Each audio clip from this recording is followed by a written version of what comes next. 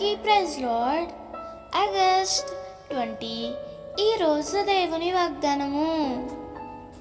ఆశీర్వాదమునకు వారసులవుటకు మీరు పిలువబడితిరి గనుక కీడుకు ప్రతి కీడైనను దూషణకు ప్రతి దూషణైనను చేయక దీవించుడి. 1 పేతురు 3:9 ప్రభువు నీతో సెలవిస్తున్న మాట.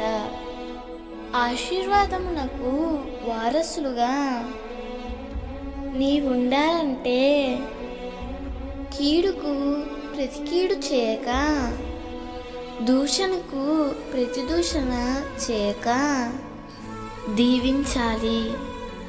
ఇది ఎంతో కష్టమైన పని కదా నీకు. ఈ రోజు నుండి దూషిస్తున్న వారిని, కీడు చేస్తున్న వారిని ప్రభు పేరట వారిని క్షమించి వారిని దీవించు. అప్పుడు దేవుడు నిన్ను మునుపెన్నడూ చూడని ఆశీర్వాదాన్ని, దీవెనను నీవు చూడగలుగుతావు. నీవు సేవించే ప్రభువు శత్రువును కూడా ప్రేమించాడు, శత్రువును కూడా క్షమించాడు. మరి నీవు ఆయన బిడ్డవు కదా, నీవు కూడా ఆ మనసును అలవరుచుకో. తప్పకుండా నీవు దేవుని వారసునిగా, ఆశీర్వాదమునకు వారసునిగా దేవుడు నిన్ను తప్పకుండా చేస్తాడు.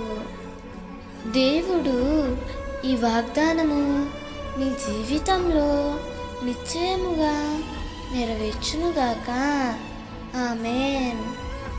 ఈ వాగ్దానం మీకు దీవెనగా ఉన్నట్లయితే తప్పకుండా మీ బంధువులకు, స్నేహితులకు షేర్ చేయండి, లైక్ చేయండి, ఆమేన్ అని కామెంట్ చేయండి. ప్రభు పనిలో పాలుభాగస్తులు కండి.